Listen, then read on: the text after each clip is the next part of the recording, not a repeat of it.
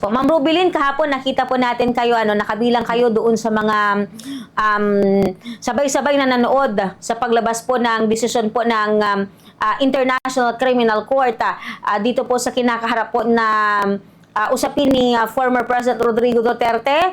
Kamusta po ngayon ang pakiramdam ng inyong grupo at syempre ng mga kasama po ninyo na mga biktima po ng extrajudicial killing under Duterte administration, ma'am? Sige po. So, yun nga po, kagabi na masaya po ang pamilya ng biktima at ganoon din po yung mga advocates, yung mga taong simbahan na kasama po namin na sumubaybay din. Kasama din po namin sila doon sa group watch. So isa pong magandang pagkakataon yun at isang selebrasyon lalo higit sa mga pamilya ng biktima kasi ang ibig sabihin po nito ay nakita nagpasya ang International Criminal Court sa pamamagitan ng Appeals Chamber at in-uphold nila yung nauna ng pagpapasya ng pre-trial chamber na may jurisdiction ang ICC, may saklaw, may kapangyarihan ng ICC na ituloy-tuloy ang pag-iimbestiga at ma-confirm yung mga charges na crimes against humanity ng dating Pangulong Duterte. So isa pong masayang araw at masayang gabi ang naranasan lalo tigit ng mga pamilya ng biktima at natutuwa po kami na yung kanilang pakiramdam ay naipapahayag sa publiko at sana po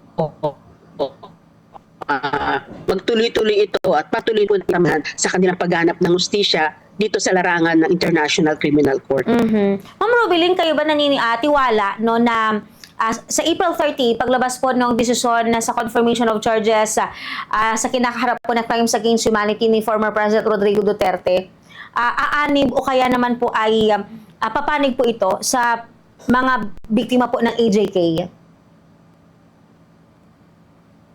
Yung pong nangyari kahapon na kasi yun sa tingin po lalo na sa mga sa legal sinasabi po na ito yung balakid yung usapin ng jurisdiction kasi kung napagbigyan yung appeal ng defense ibig sabihin po wala nang kaso kasi walang jurisdiction, so yung mga susunod na hakbang ay mawawalan ng halaga at maaring mapakawalan o mapalaya, mapauwi ang dating Pangulong Duterte. Pero dahil nga po doon sa pagpapasya ng Appeals Chamber ng International Criminal Court na yung korte na nagsabi na may jurisdiction ang ICC sa patuloy na pag-imbestiga at sa patuloy na paglilitis sa kaso ng dating Pangulong Duterte at inaasahan din po namin yung mga ilang tao na nabanggit katulad ni Senador Bato de la Rosa na hanggang ngayon hindi po nagre-report sa Senado pero sumisweldo at iba pang mga sinabi rin kasi noong nakarang confirmation of charges pinangalanan naman po yung mga kasabwat, yung mga naging bahagi ng pagpapatupad ng war on drugs ng dating Pangulong Duterte. So yun din po inaasahan namin pero sa ngayon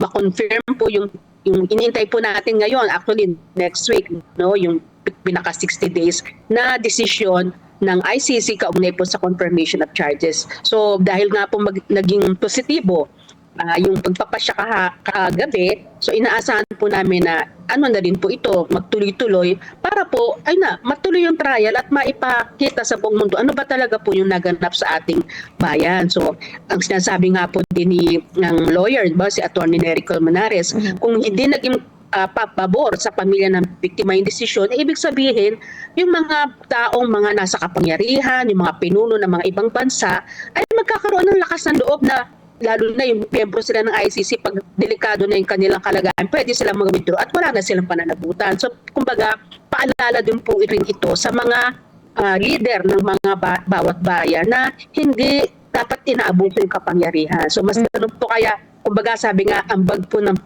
Pilipinas yung ganung pagtingin ng International Criminal Court sa nagaganap sa atin. Para yun naman po lagi sinasabi ng pamilya, ayaw po nilang maranasan to, ayaw maranasan ng iba pang mga pamilya ang kanilang dinanas ng panahon ng Pangulong Duterte. So yun po. Yes, ma'am. Ma'am Rubilin, katulad ng nabanggit nyo, parang isang linggo from now, dahil today is 23 and yung expected na paglabas po ng desisyon dito po sa confirmation of charges ng crimes against humanity case ni former President Duterte ay magaganap. Paano po yung ginagawang paghahanda ngayon ng mga naiwang kaanak, especially doon po sa mga nakatakda na magtungo po ng dahig? May mga ginagawa po pong hakbang o paghahanda po ang inyo pong kampo, ma'am? Sa bahagi po ng Rise Up for Life and for Rights, nakikipag-ugnayan po kami sa lawyers, no? Mhm. Ng National Union of People's Lawyers. So, si Attorney Chrissy Conti po ay ano po yung resources. Pero ganun pa man, kung may kakayahan, pwede naman po pumunta, lalo tigit yung mga natukoy na mga magwi-witness o mga nakasama doon sa mga, kasi may binabanggit po yung ICC na almost 500. Pero sa bahagi po ng Rise Up for Life and for Rights, kami po ay magtutuloy-tuloy na makipag-ugnayan sa pamilya, at kasi binabanggit din po ng mga lawyers na pag na-decisionan po yung confirmation of charges, magkakaroon po ulit ng serye ng paghingi ng views and concern ng mga pamilya ng biktima na ginawa na rin po namin in the past. So ito, marahil may panibagong set of questions para po mas makapag-participate yung victim's family. So mas ganun po yung aming gagawin, pagbabalik sa mga pamilya ng biktima, at panawagan pa sa marami pa po mga pamilya na hanggang ngayon ay hindi nadodokumento. So ito na po yung pagkakataon na makipag-ugnayan po, pwede po sa Rise Up at sa iba pang mga organisasyon na tumutulong po sa mga pamilya ng biktima. So tuloy-tuloy po yung pagdokumento at tuloy pakikipag-ugnayan